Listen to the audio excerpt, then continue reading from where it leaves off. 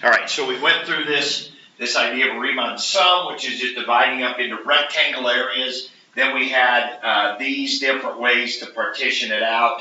And so, like I said, if you do 4 left rectangles, or 4 right rectangles, or 4 midpoint rectangles, or 4 trapezoids, whatever, we'll write those out by hand. So 10, well, I'd say single digits. I shouldn't say that.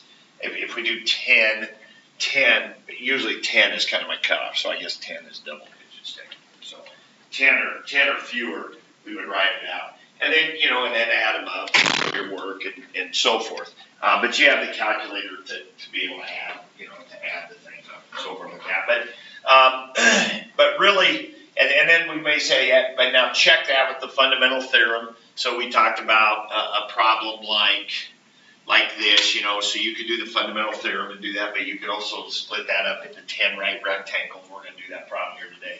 Split that up into 10 right rectangles, and you could add those up, and then compare that to the fundamental theorem answer and so forth. So there'll be some of that. There'll be some of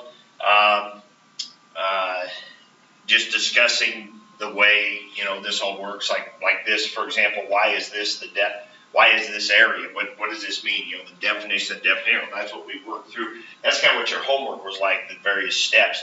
We did that on Friday. We said, okay, what would 10 right rectangles, or what would 4 right rectangles look like? What would 100 right rectangles look like? And then what would an infinite number of right rectangles look like? And that's where we got to this thing here. And really, it's adding up an infinite number of rectangle areas. Why? The red explains it right there, right? You got the height of your rectangle, you got the width of your rectangle, you multiply it, you get the area of your rectangle, the sigma adds it up, and then this says that you have an infinite number of them, okay? And then that's going to give you the actual area under the curve, okay?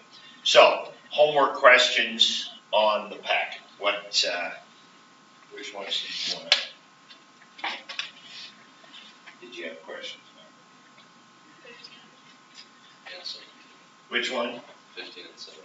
15 and 17.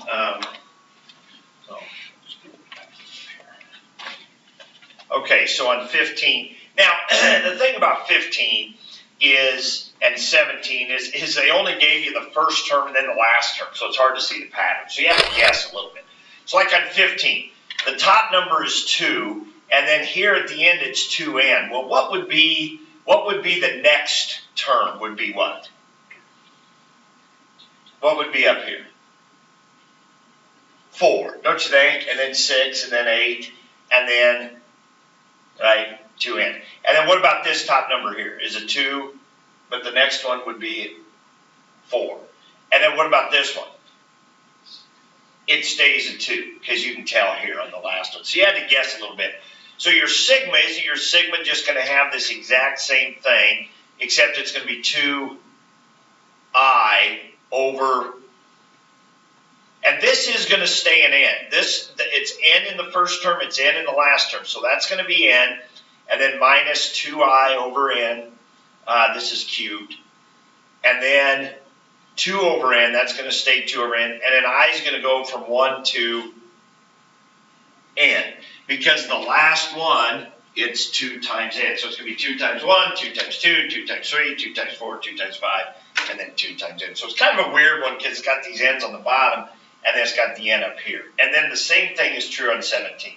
Okay, the 2 is the same, the 1, it's 3 over n, then it's 3n over n. So this is going to be 3, then it's going to be 6, then it's going to be 9, then it's going to be 12, right, on top. And so that's going to be 3i. So when you do your sigma, you're going to have an i there. But the one out here is just going to be 3 over n. Okay, and so again, I is going to go 1 to n. Okay, so that's it right there. Okay, so again, the bottom line on these is that when you have it written out in this expanded way, you can usually see the pattern pretty easily. You can write it as a sigma notation pretty easily. Okay, what else? You don't start with 1, like on either 4, start with 3. Yeah. You go from 1/3, 1/4 to 1/5. That's right. 5 terms. No. It's only 3 terms. You're right. J's a 3, then J's a 4, then J's a 5. That's right. So Emily brings out a really important point. This number on top, is that how many terms are going to be? Only if it starts at 1, right? So if you had a sigma, and we're going to talk about that today a little bit. If you had a sigma that went from 0 to 9, how many terms is that? That's 10 terms.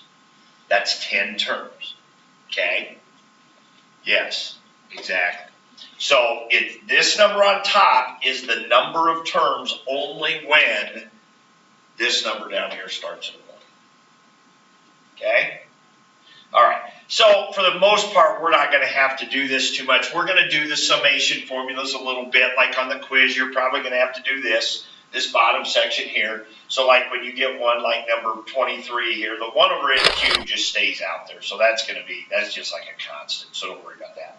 But you're going to have to maybe do something like this where you have to FOIL that out and then split that, the 1 over n cubed. You'll just keep it out there. And then this would be like a sigma I squared minus a 2 sigma I plus a sigma 1, and know your rules, right? Or know your formulas, and we have to know them. They're going to be on there for you, but you have to use them, right? And so the formula for I squared was what? N times n plus 1 times 2n plus 1 over 6 minus 2 times, and it was n times n plus 1 over 2, and then plus, and then that would just be 1 times n. And then I can't remember what was n in that one. Oh, it's right here, 15. Right, so then you put your 15 in there. But you wouldn't put your 15 in there. I'm not going to give you one like that. That 1 over n cubed would just kind of stay there because each term would have a 1 over n cubed. It wouldn't change every time. So that would be different. But so don't worry about that part of it. But being able to do this and expand it. So there are many things on this quiz that should be pretty straightforward and easy. Even though we did some pretty tricky conceptual theory kind of stuff last time, getting to those infinite number of rectangles, what you actually do with it, or are going to do with it, with the sigmas and expand, a lot of that's pretty simple, like those beginning ones up there, and being able to use these formulas, not that difficult. Now, the thing we want to be able to do, we're going to talk about over the course of the next couple of days, is kind of the going back and forth between this and this. Going back and forth from an integral and writing it out as a sum, and looking at a sum and writing it out as an integral. Matter of fact, if we were to look at one of our sample packets, if we were to look at sample 1, here's a problem we skipped on sample 1.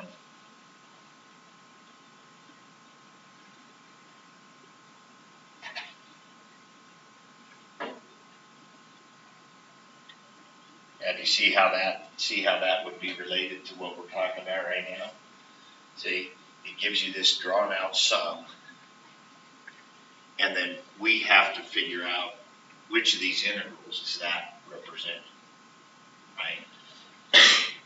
N goes to infinity, so it's like an infinite number of rectangles. If we could write this as a sigma, okay, so we could think of that as a sigma, and then we could say, what integral is this? And that's what we want to be able to do this. There's going to be problems like that on the quiz. We want to be able to compare a sigma to an integral, which again comes back to this right here. Okay, so we're going to be looking into that and doing some of that over the course of the next few days. Okay. All right.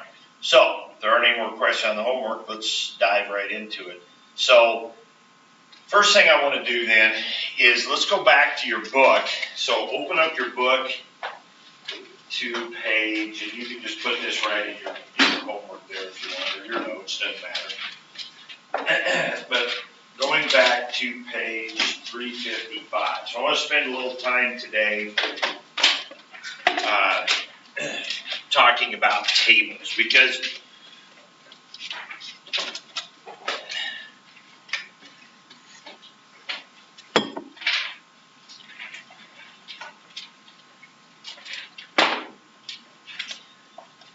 think about this. What kind of different functions do we have? Number one, we usually start talking about functions as a graph, right? And if we got functions as a graph, so if we've got a graph, and we want to do the area, right? We got a couple of options. One, hope it's geometric shapes, and we can do the area. Or two, we can just kind of approximate, like we did. We could come in here and draw some, some rectangles, that kind of thing, right? And we could approximate it using our rectangles. We did that, back in a couple days ago, Thursday. Remember, we had that one picture. We had to do it 6 times, same picture. We had to draw left rectangles, right rectangles, midpoint rectangles. So if we have a graph with some dots, some points, we can draw our rectangles and get our area that way. If we have an equation, well then, wow, then we got this guy right here, right? We got f of b minus f of a, right? We've got fundamental theorem part 2. So we can do, now, assuming it has an antiderivative, right? But if it doesn't have an antiderivative, then we can do, our rectangles. We can do rectangles. We can, f of, if we're going from 2 to 5, we can go f, if we're going to do left rectangles, f of 2, f of 2 and a half, f of 2 to 3, f of 3 and a half, f of 4. We can divide it up into rectangles and do that. So what we haven't really talked about is what if we have our function as just a table of values, right? What if we have our function as a table of values? How would you do an area under that, right? Well, it's kind of like a graph, actually. I mean, you can just plot those points. Now, the thing is, when you have a table of values, you don't really know what's going on in between there, but think about it. When we draw left rectangles under this curve, do we really care? All we really care about are those points right there, right? All we really care about are the y values at those points where our edges are, right? We don't really bother with the points in between. Those don't come into play in our area anyway, right? We don't even use them. We just, whatever this point is, we go straight across, we make a rectangle, we do it.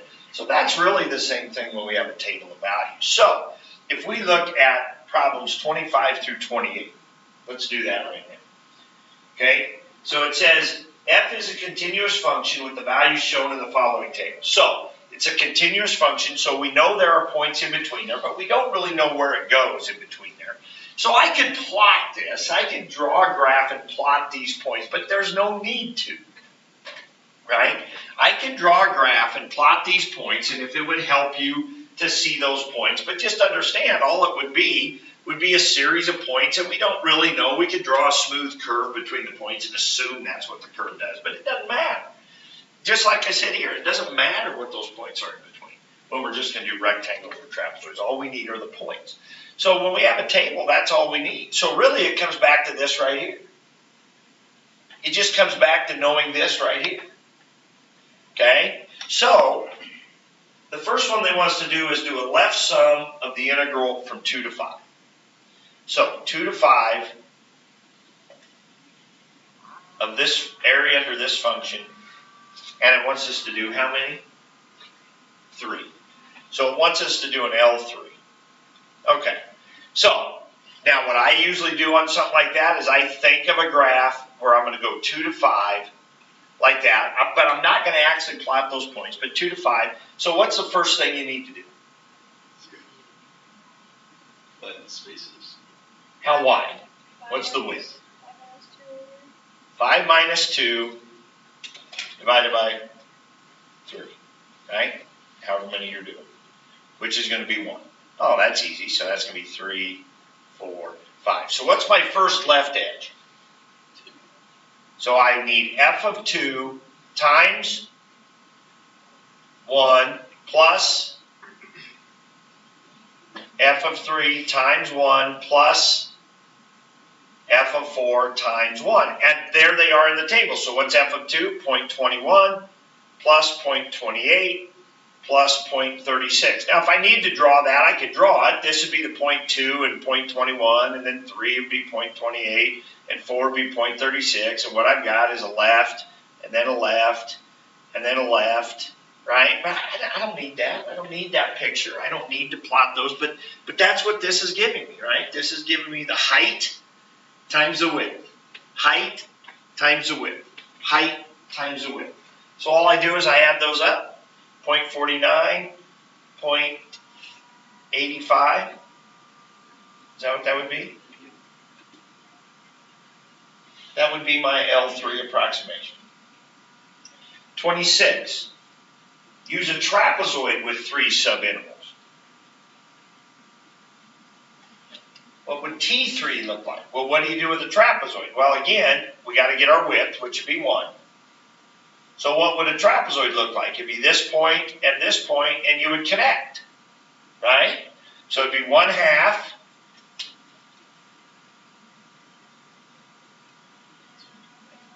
f of 2 plus. So let's practice writing this out, then times 1, because on our quiz, remember, if we have 10 or fewer, if we have 10 or fewer subdivisions, we're going to write it out. So if it says, so on the quiz, it says evaluated T3, I want to see this on your paper. I want to see this written out like this. I want to see first trapezoid, second trapezoid. So this would be f of 3 plus f of 4 times 1 plus 1/2 f of 4 plus f of 5 times 1. Now, if I would have said 10 trapezoids, even though we're doing it by hand, I probably wouldn't care at that point if you went 1, 2, 3, 4, ... maybe did the last one. But you're going to have to add those up, okay, and get those anyway. Because, you know, even if there's 10 of them, that would be quite a few to write out. You know, you can do it, but I probably wouldn't care if you did a ... kind of thing. So f of 2 plus f of 3, so that's 0.49 times 1/2, so that's, what's that, 0.245. And then, again, this is where you'd have your calculators. F of 3 and f of 4, that's 0.64, half of that's 0.32. And then f of 4 and f of 5, that's 0.8, so that'd be 0.4, I think. I did that right. So 0.72, 0.965, maybe. I added that up right. I don't know. Okay. So each one of those, but again, you'd have your calculator to use those values. Okay. 27. Now it says now it says the integral. Am I reading that right? From 1 to 5. Yeah. Okay. Then it changes gears here, and it says, okay, now take the integral from 1 to 5 and do 2 rights. Okay. So what's 2 rights? Now it's 5 minus 1 over 2, which would be a width of 2. So what is your first right edge? So again, maybe I even redo this down here. And so now I'm going to go 1 to 5, and now it's going to be 2 wide. So I'm going to have 1, 3. I'm going to have 1, 3, and 5, right? See, so I always like to do that. I just like to make myself an x-axis going from 1 to 5, divide it out so I can see my points. And so what's my first right edge? F of 3 times 2 plus f of 5 times 2, right? You don't use that left edge when you're doing rights. My first right edge is at 3. So it's f of 3 times 2, and then you just read off the table. So 0.28 times 2 is 0.56. F of 5 would be 0.44 times 2 is 0.88. And then you add those up, 1 point, what is that, 44? Would be that, right? And then finally they want to do a midpoint from 1 to 5. Now we're going from 1 to 5, so my width is still 2. So now to do an M2, here's where that x-axis comes in. I'm going 2 wide. Here's my subintervals. Here's my 2 subintervals. Where are the midpoints at? The midpoint's actually at 2 and at 4. So it's going to be f of 2 times 2 plus f of 4. And usually when they're working with tables, they make it work out nice.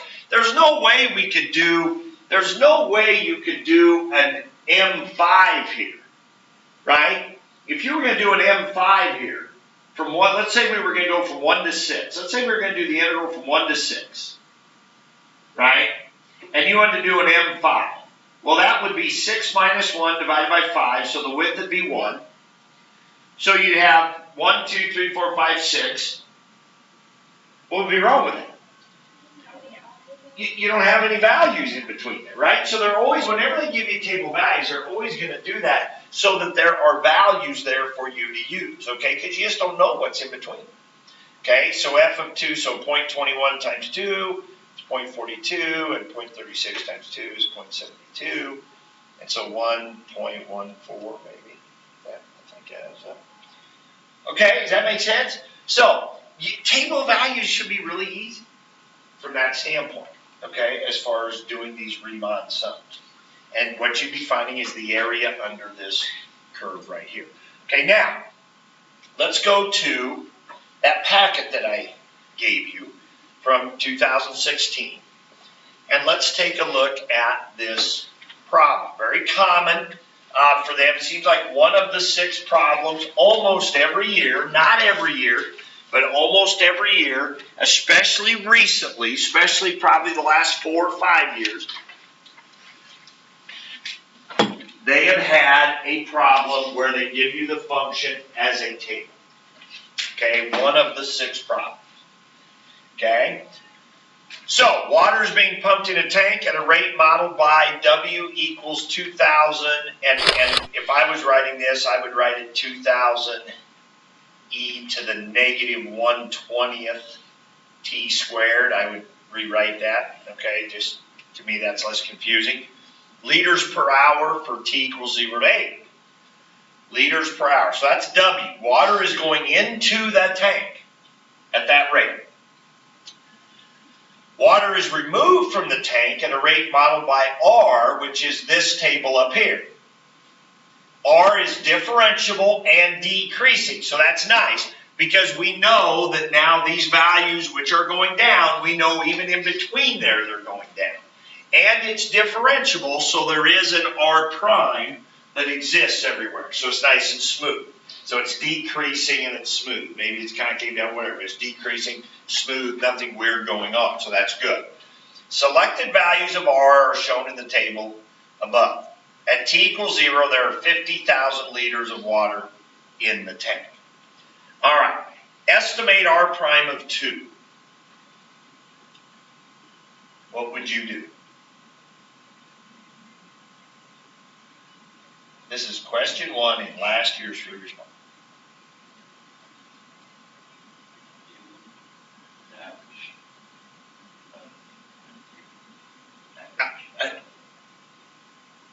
There you go. So tell me what to write.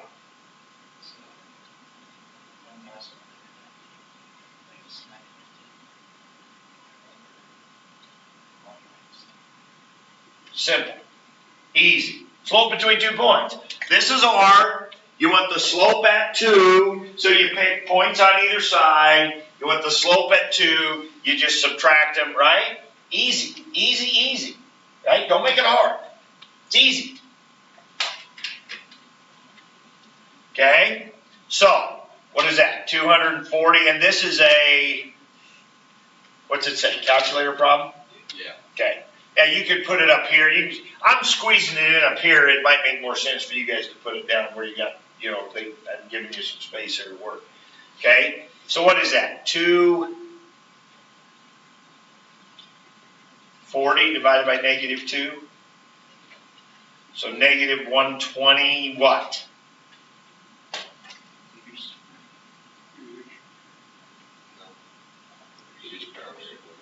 Liters per hour squared. Now, you got to be careful here because R is a rate. R is in liters per hour already, right? So R prime is liters per hour squared. Liters per hour per hour. Okay, indicate units of measure, so they probably gave a point for that. Show the work that leads to your answer, so you better have this written down, just like Jesse said, right? 1,190 minus 950 over 1 minus 3. Or it could have done it the other way around, whatever. Simple, right? So there's usually one of those in there, right? To give you a table, find the slope.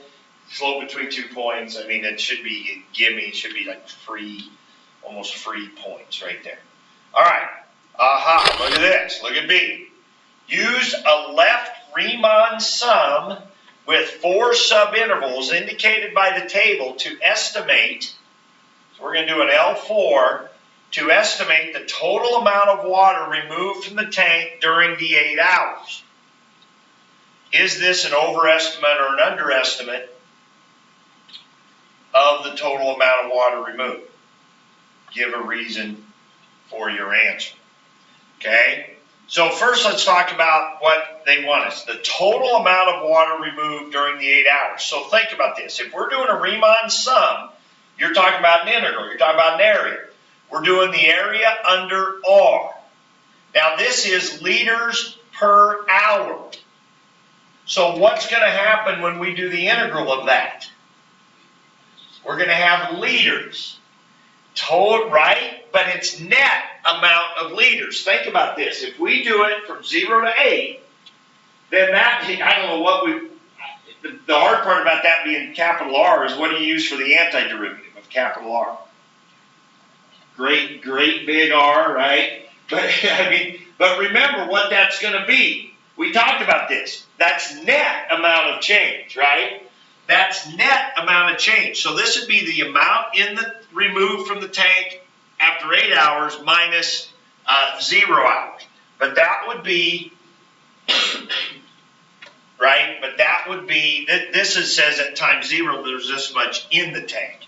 Okay, but they didn't ask for how much is in the tank. This question didn't ask about how much was in the tank. It's how much is removed. And this is the rate that it's being removed. Okay, so this should give it to us, right? R8, this should, now we can't do R8 minus R0. I'm trying to think in terms of units. Do we have the right units working for us and so forth?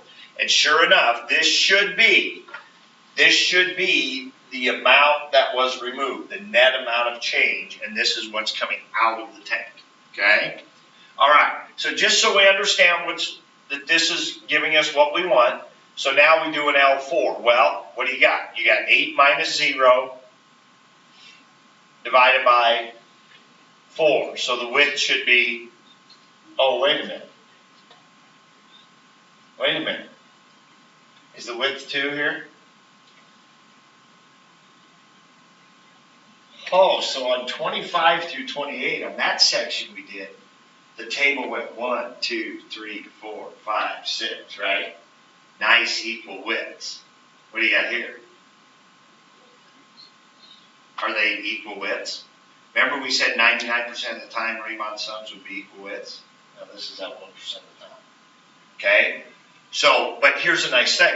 We want to do 4 subdivisions. How many points does it take to make 4 subdivisions? We have 5, right? So we can do, there's going to be 4 subdivisions. So if we were going to draw a graph of this, we'd be here at 0. We'd go 0 to 1, there's 1 subdivision. Then we go 1 to 3, that's another subdivision. Then 3 to 6, that's another subdivision. And then 6 to 8. So we have 1, 2, 3, 4 subdivisions, right? So okay, but they're not equal width, are they? So what is my L4 going to look like? What's my first left edge? 0. So that's going to be R of 0. Don't write F of 0 here now. You're going to get in trouble if you do F of 0. It's R of 0 times 1, because my first subdivision is 1 wide. Plus, what's my next left? R of 1 times 2. Very good, because the next, and this is why I like having this x-axis here. So the first subdivision is 1 wide. The next subdivision is 2 wide. Okay, the next left is R of 3 times 3, because it's 3 wide. And the last one, R of 6 times 2, because the last subdivision is 2 wide. Okay, so again, when you have a table of values, this is what you end up with. So think about the units too. R of 0 is going to be 1340 liters per hour times 1 hour. Isn't that going to be liters? That's going to be 1340 liters. Now, here's what that's thinking. Think about this. We know that the rate is going down. Okay? We know that the rate is going down. But this is going to assume, this Riemann sum, and that's what left and right rectangles do, it's going to assume it stays the same rate the whole time, right? So it's going to assume that that whole first hour, it's going out at 1340 liters per hour, right? So 1340 times 1, that means 1340 liters are going to go out. Is it really going to stay 1340 liters per hour the whole time? It's actually going down, right? Well, that gets to that last question. Is this an overestimate or an underestimate of the total amount removed? It's going to be an overestimate, isn't it? Because we're saying that 1340, because this graph's going down. So think about our left rectangles. If we were going to graph these points, it'd be going down. Well, left rectangle is going to be an overestimate when the graph is going down, right? We're gonna end up with more water being removed than's actually being removed by this estimate. Okay, R of 1, so 1190 times 2, that'd be 2380, right? And you could finish it up, right? And did we say this was calculator? Yeah. And then R of 3 would be 950 times 3, and so forth, so on. Okay? And so you guys can finish that. All right? So that's number 2. Total amount of water removed during those 8 hours. All right. Use your answer from part B. Well, what the heck? Go ahead and finish it. So 950 times 3, that's 2700, 2850. And what's R6? 740 times 2, that'd be 1480. So 1340 plus 2380 plus 2850 plus 1480, if I did that right. How much is that? 10,000 what? 430 liters were removed during those 8 hours. Use your answer from part B to find an estimate, which is going to be an estimate because our answer in part B is definitely an estimate because of the table of values. Use your answer from part B to find an estimate of the total amount of water in the tank to the nearest liter at the end of those 8 hours. So we have 50,000 in there when we started.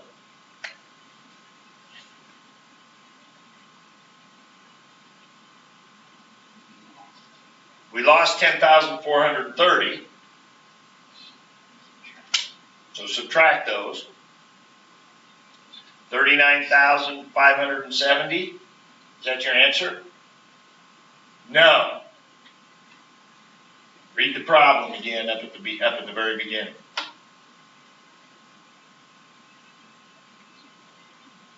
There's water being pumped into the tank at the same time. We got water going in, and then we also got water coming out, right? Water is going into the tank, right? And you say, why would you be putting water into the tank and pouring water out at the same time? Well, another year, they had this problem. It was a similar problem, but it was about an oil spill. So you had this oil tanker, and oil was gushing out of the tanker into the ocean, and then they had brought in a machine, and so water was spilling out of this tanker for like 20 hours until they got a machine there to start trying to extract the oil from the water, right? So very similar. So you have the oil coming into the ocean from this spill at a certain rate, and then after 20 hours, they started to remove oil, right? So it's the same kind of thing. So this is a very common kind of problem where you got water coming in and being removed, and you got to put the two together. So how would we figure out how much water went into the tank over those 8 hours?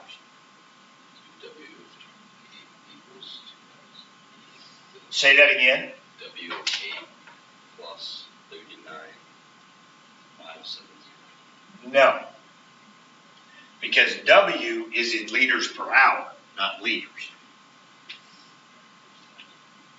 How do we get the total amount of water that's been pumped in over the 8 hour period? The integral from 0 to 8 of WT dt. Look at this right here. That's why I wrote this. Remember, look up here, guys. Look up here. Remember I said we're doing this left Riemann sum. You do a Riemann sum to get an integral, right? We were doing the integral of R from 0 to 8. This was liters per hour. You do the integral liters per hour, you get liters. We need to do the integral of W, liters per hour, to get liters. Okay, but the nice thing about this, we can just type this in our calculator, because on a calculator problem, all you have to do is set up the integral. Since you're already given W as this, I don't even need to type that in. So on your calculator, just do your integral. All you have to do is get that template next to the 9 over there, grab that integral, and do the integral of that function right there from 0 to 8. You would have to write out your integral, but you're exactly right. We're going to take 50,000, we're going to subtract the 10,430, and we're going to add in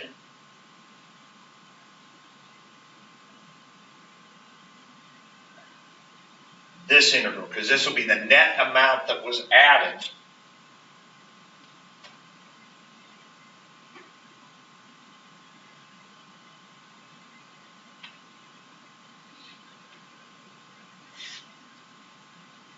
We got it, yeah? And it said to the nearest liter was a point what? So let's just leave it that. Okay, so that was pumped in. Okay, I should circle that. But so anyway, so we had 50,000 minus 10,430 plus 7,836. For a total of what? 47,106. 47,000 what? 106. 406. 47,406 liters. Because more had been pumped out. But remember, that was an overestimate of how much had been pumped out, right? Probably wasn't that much pumped out. That's why this is an estimate, because our answer of how much has been taken out was an estimate. This is not an estimate, how much was pumped in. All right, for 0 to 8, is there a time t when the rate at which water is pumped into the tank is the same as the rate at which water is removed from the tank?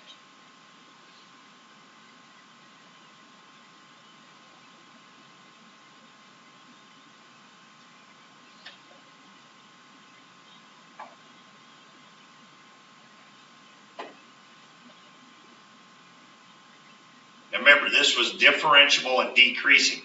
So it's got to hit all values from here to here. This is almost like the intermediate value thing, right? So it's got to hit all the values between 1340 and 700. So couldn't we just graph this equation? Because it wants to know the rate, right? So this is the rate that was pumped in. Is that ever equal to any of these values here? So we could graph that. We could look at it. We could see, does it hit any of those? Does it hit any values between 1340 and 700? Okay. Matter of fact, I was trying to think. You put in 0. E to the 0 is 1. That's 2,000. So that's not in that range. But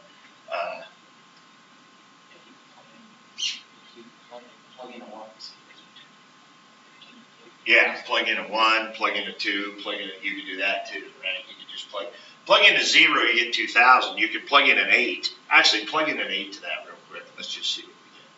Because this is continuous too, and we know it's decreasing. So if you plug in a 0, you get 2,000. Plug in an 8 into that.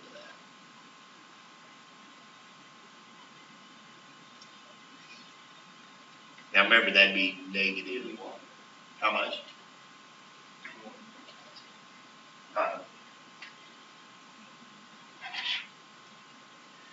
8 squared. 81, yeah. So this, if you put a 0 in, you get 2,000. You put an 8 in, you get 81. So it hits all the values between 2,000 and 81. So it definitely hits the values. Well, yeah, when you start getting negative t's, then you get weird things happen to it.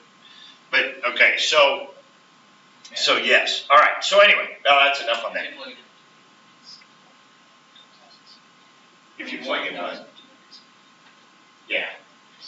So Yes, and again, but that kind of gets to that intermediate value thing. Because it's differentiable, which means it's continuous, we know it has to hit all the values in between there. And so when they say explain why or why not, it's not a bad idea to throw that in there. You can throw in the intermediate value thing as an idea. All right.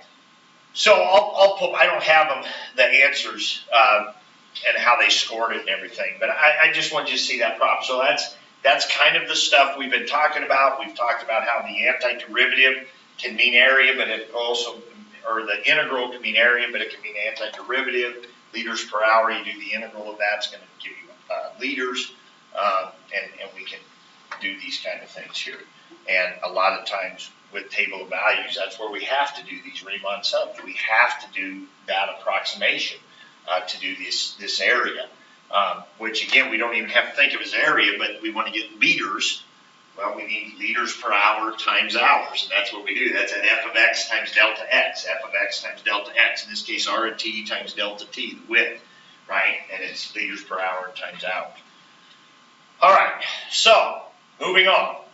So in your notes, let's look at this. So we want to go from our integral notation into our sigma notation. So we're going to do this problem right here, and then we'll get started with one of the homework problems and kind of do it together here a little bit to get you started on doing this. So, all right. So let's say we had this integral right here.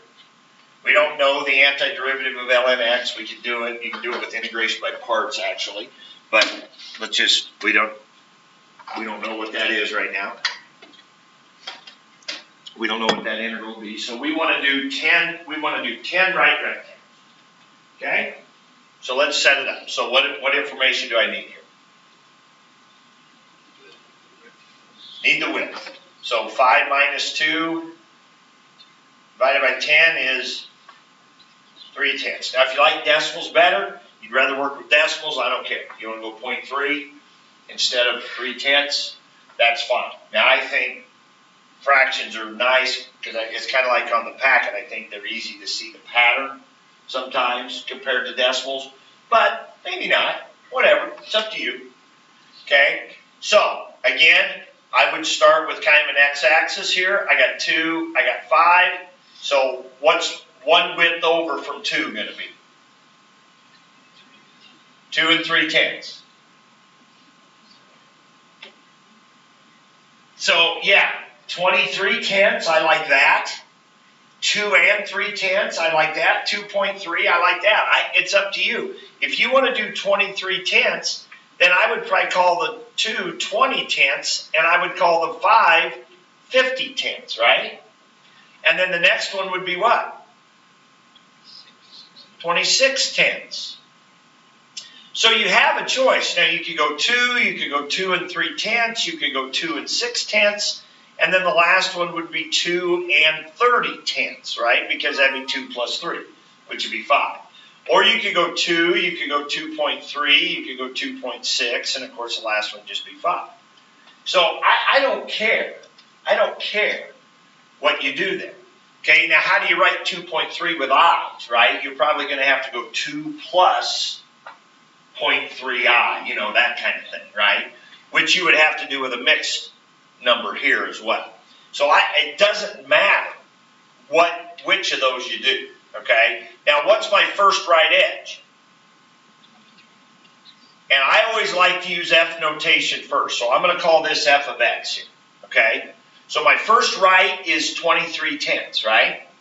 So it's going to be F of 23/10 times 3/10 plus F of 26/10 times 3/10 plus, I think that's enough, and then do your last one, F of, now you got to think about this. This is a right now.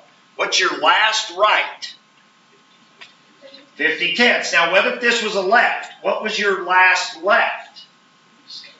47/10, right? It'd be one width short. It'd be 3/10 short of that edge. So, but since we're doing rights, it would be 50 tenths times 3 tenths. Okay? Now, let's put that into natural log notation. Now we're going to put it into sigma notation, then we'll take it out of the F notation. So sigma notation, so this would be F of, so this is very much what you were doing on today's, right, in today's packet. In that section where they give you those things all written out, right, and you had to write it as a sigma. Okay, that's what we're doing right now. So we got F of, well, what remains the same? The bottom is always a 10. The outside is always 3 tenths. The only thing we got to do is this top part, right? Now, how do we get 23 plus 23, then 26, then would it be 20 plus 3i, right? 20 plus 3i. Now, I starts at a 1, and it's going to go to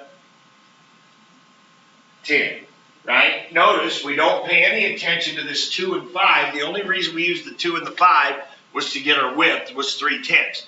But the 10 is what goes in here. So 1 to 10, right? And what, like Emily said, if you have 10 of them, if you start at 1, then this will be 10, right? Now, if you were going 2 and 3 tenths, 2 and 6 tenths, and you might have done this. You might have had F of 2 plus and then 3i over 10. See the difference?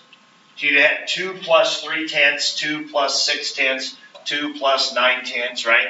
So you'd have had this. Or if you were doing decimals, you would have had F of 2 plus 0.3i. You'd have had that. That make sense? So that'd be 2.3, and then 0.3 times 2 would be 0.6, so 2.6, 2.9, right? So if you want to do decimals, it'd be that. If you want to do it as a mixed number, it'd be that. If you want to just do it as an improper, I usually do improper, right? I just think that's a little easier to do. It's kind of like the ones we did in the packet, but whatever. Doesn't matter. Okay? Now, does that fit? And then I always like to check the last one. So I like to put a 10 in here. 20 plus 30 is 50 tenths. Sure enough, that'd be my last one. Okay? Now, let's take it out of the sigma notation, or I'm sorry, out of the F notation and do what? German short here, right? Take this and plug it in for the X right there. So we get ln of 20 plus 3i over 10 times 3 tenths. You can take the 3 tenths, put it out in front if you want. That's fine. Right? See what I mean? I mean, that's the process. That's what we were doing yesterday, so we don't really have too much new to add to this. We went through this yesterday many times. We remember we did an R4, then we did an R100, then we did an R sub n. We wrote it out. We wrote the sigma. So this is not really anything new. Now, where we're leading toward is tomorrow, we're going to go backwards. We're going to go from this, and then we're going to come up with our integral. But for right now, let's don't worry about that. That's what we'll do tomorrow. Okay, so right now it's just, okay, here's our integral. So we find our width, kind of think about what our different subdivisions are going to be. We write out and so you can see why Wednesday, Thursday last week I said, you know, I'm making you write this out, not for busy work. I'm making you write it out so that when you write it out, you can see the pattern, you can write the sigma, right, and you can write that there. Now, I want you to be able to look at this, though. I want you to be able to look at this and recognize that this is what?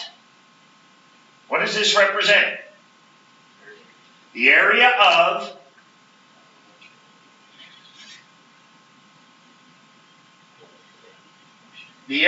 what?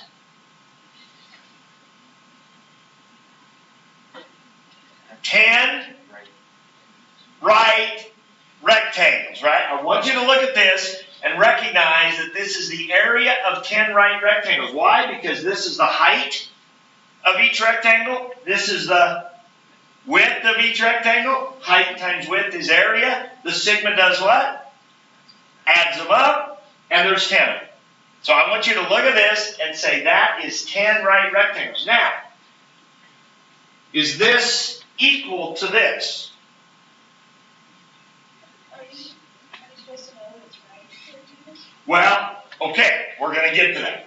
Okay, in a second. How would you know this is right? Why can't it be left or midpoint or something like that, right? It's definitely not trapezoids, right? But it's height times width, so it's rectangle. How do you know they're left, right, whatever? Put your first point in. When you put a 1 in for I, you get 23/10, and you can tell, okay, that's 1 width over. 23/10 is 2 3/10. That's 1 width over from 2, which means it's a right edge, right? Okay, so that's how you would know. But more importantly, I want you to know if this is 10 rectangles, is this answer the same as this answer? No, because this is the exact area, and this is only 10 rectangles. How many rectangles do you need for this to equal this? Infinite. An integral is only equal to a sigma if you're adding up an infinite number, right? Okay. So this is an approximation. All right, now, so let's get, last thing I want to do, and I'm going to let you work. Well, we're going to start on one of the homework problems yet. Let's say it said 10 left rectangles, 10, emphasis on the wrong word there. 10 left rectangles, right? We did 10 right. Now let's do 10 left, okay? Let's do it in blue. What would be different?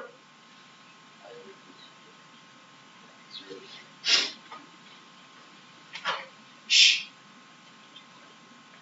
What would be my first left edge? 20 tenths, right? And then 23 tenths. And then the last one?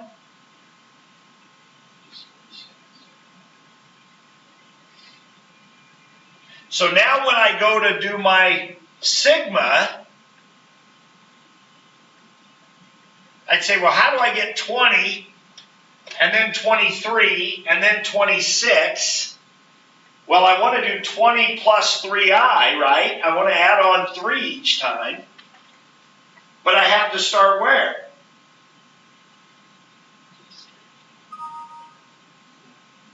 Well, I mean, I guess I could go 17. I guess I could do f of, and you could say, well, what about 17 plus 3i? Wouldn't it, don't write this down, but wouldn't that work? Wouldn't that work?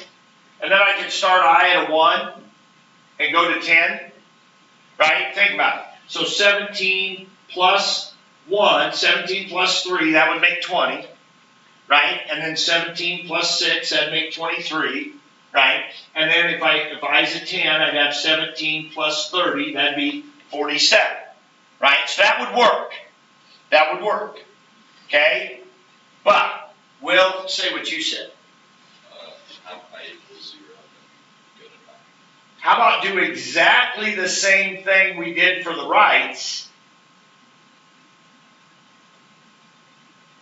but just have I start at 0 and go to 9. Right?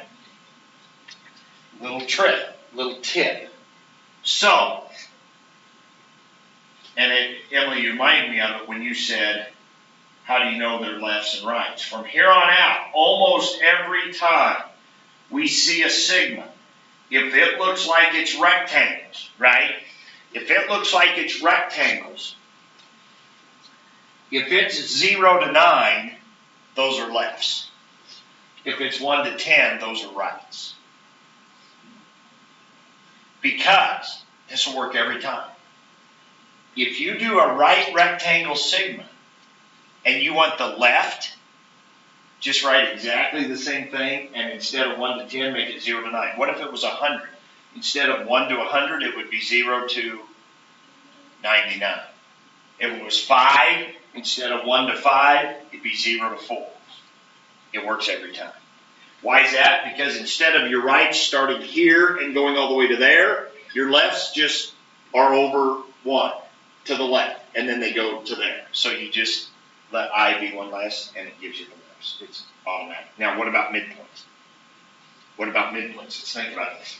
what would be the midpoint? So if your width was 3/10, what's the midpoint between 2 and 2 3/10?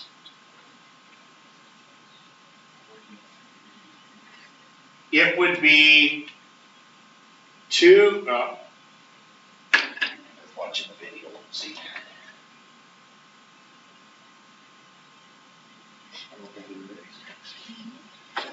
Um, 2 3/10 would be the same as 2 6/20, right? So what's half of that would be 2 3/20, like you said, 43/20. Notice how the bottom number's doubled. So here's what would happen. Inside, here's how you're going to notice that you've got a midpoint situation. Is if in your sigma you've got 3/10 is the width, and inside of here you've got 20ths underneath. Does that make sense? You don't get a match. What you should, with lefts and rights, you should always get a match on your width. This is another reason I like using fractions. You should always get a match on this bottom number and the number in here, if it's left and right. If your width is tenths, but over here you have 20ths, you know you went halfway. You know you were going halfway. This must be a midpoint situation.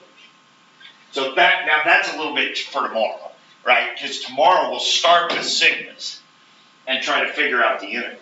Well, when we start with sigmas, we're going to have to figure out what created that sigma. Was it a left? Was it a right? Was it a midpoint? Okay, and we may have to kind of guess. Here you're going to be told, I'm going to give you the integral, and they're going to say, write the sigma for 10 left rectangles. Write the sigma for 10 right rectangles. Write the sigma for 10 midpoint rectangles. See what I mean? And then, so you'll know what you're doing.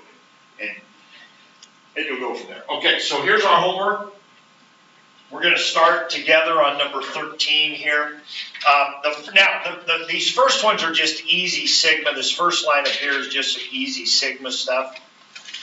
Because remember, we did the LH packet. So this is the first problems we've done in the book. So the book is assuming these are the first sigma ones you've done. So they just give you some easy patterns, and they say, hey, write the sigma for this. And it doesn't have anything to do with integrals or area or anything. So that first line is just some easy sigma stuff. And then 13, 14, 19, 20, then we got some work to do here because we're going to do some lefts and rights.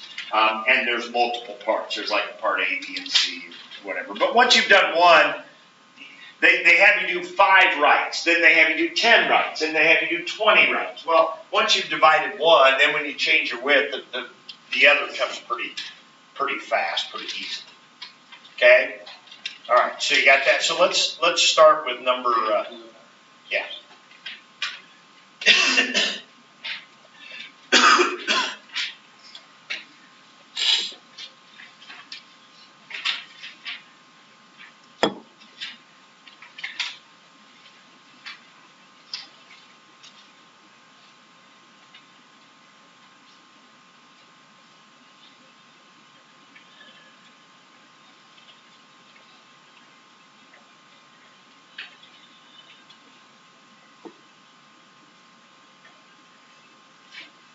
All right, so 13. So this is on page 362.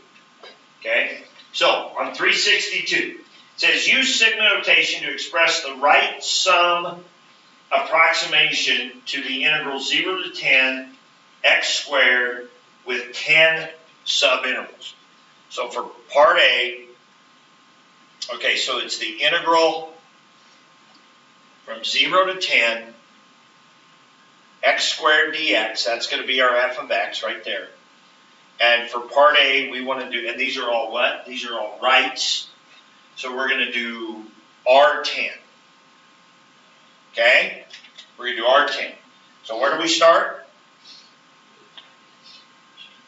10 minus 0 over 10 would be 1.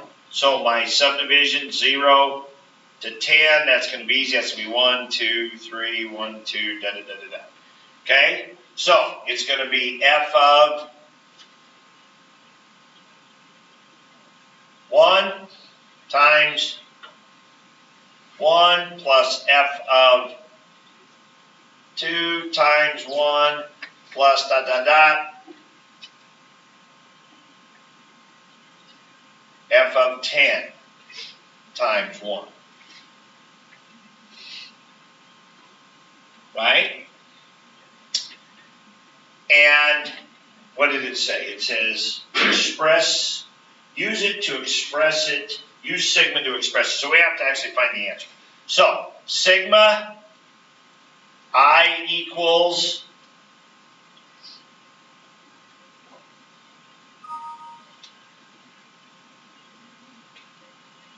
(1 to 10) f of I times 1 equals sigma I equals 1 to 10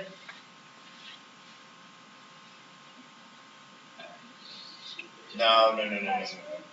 I squared, what do? You take this in here. F of I means you take the I and you plug it into the function. So it's I squared times 1. That's all you got to do. Now, B. We take out points, we don't have times. Well, I'll take out points, but you know why I'm doing that, right? Height times width, height times width. Okay? Now we're doing an R5. What will change? Times. Now the width is 2. So now it's going to go 0, 2, 4, right? So now it's going to be f of, well, okay, you're right. I'm going to write it out, but again, if you shortcut a little bit, but it's going to be f of 2 times 2. Of course, about the time you start shortcutting, it's when you screw something up, because there's something you're not quite thinking of. What's that? Well, he was already going to do f of I. He was already ready for the sigma notation. But I don't think it would have been f of I anyway. See, that's what I mean. Write it out. So your first write would be at 2. So f of 2 times 2 plus f of 4 times 2 plus dot, dot, dot, f of 10 times 2. So your sigma, I would go from 1 to 5, f of 2i, because it's going to be f of 2, f of 4, f of 6, f of 8, f of 10. Those are going to be your 5 heights. F of 2, f of 4, f of 6, f of 8, and f of 10. Times 2. So that's going to be sigma I equals 1 to 5.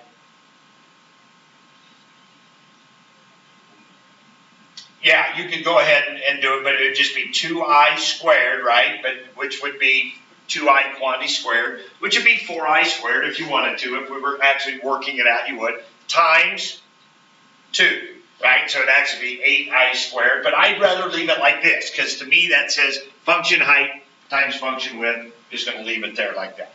Okay? There is 5 right rectangles. Right there. But see,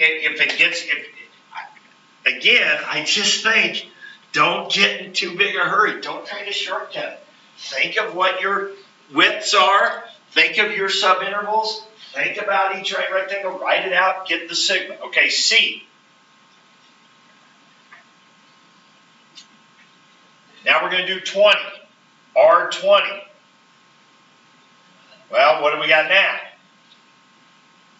We got 10 minus 0 divided by 20, which is 1/2 is our width now.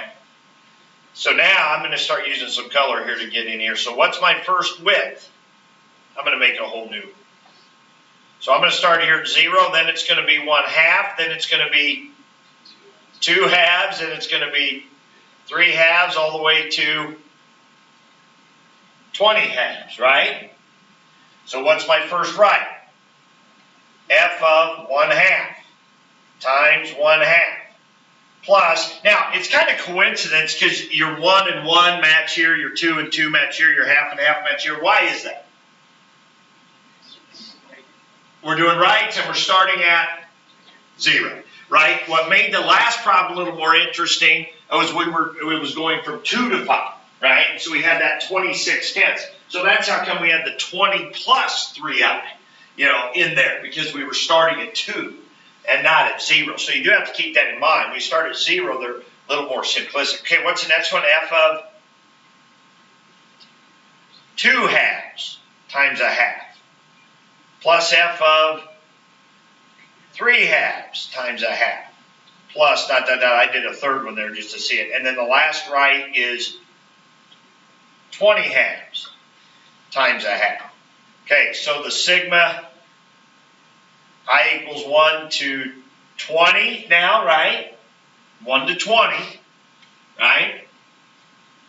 And it'd be F of I over 2 times 1/2, which would be sigma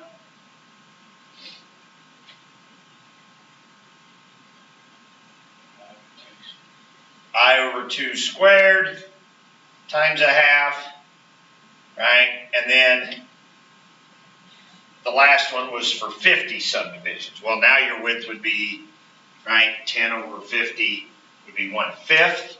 So it's going to be very similar to this. It's going to be 1/5, 2/5, 3/5, 4/5, 5/5, right, all the way out to 50/5. Now, so you can do D, okay, and you have some time here to do that. Now, 14. Read 14.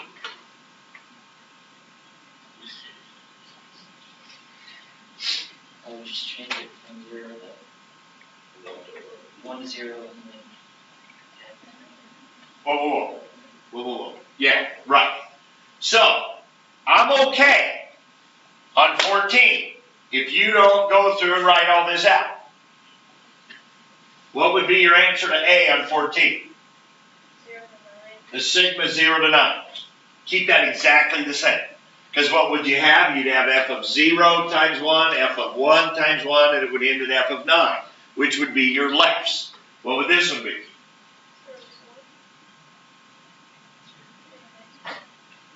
And those would be lefts, automatic. Because they're the same width, they're just shifted one over to the left. So if you start your I one less, you get the same thing. Okay? That's why we usually work with rights. If we have a choice of rectangles to do, we do rights because they just seem to fit nicer, and the sigma gets to start at 1 and it works well. You think what the width is and so forth. But if they're lefts, just do the same thing, but just start at 0. Let your I start at 0. Wouldn't have to. You could start the I at 1 and figure it out. It's just a lot easier to do it that way. Okay, so that's your homework. So go ahead and work on that. But again, starting with an integral, writing out the sum, the approximation sum into a sigma. So that's pretty straightforward. Tomorrow we'll work on what would have happened if you started with the sigma. Could you have gotten back to the integral that created it? And it's kind of like working backwards. It's kind of like what I'm doing in my Algebra 1B class right now. We're doing FOIL backwards, factoring. Kind of you have to guess and check and think about where it came from and stuff like that. So.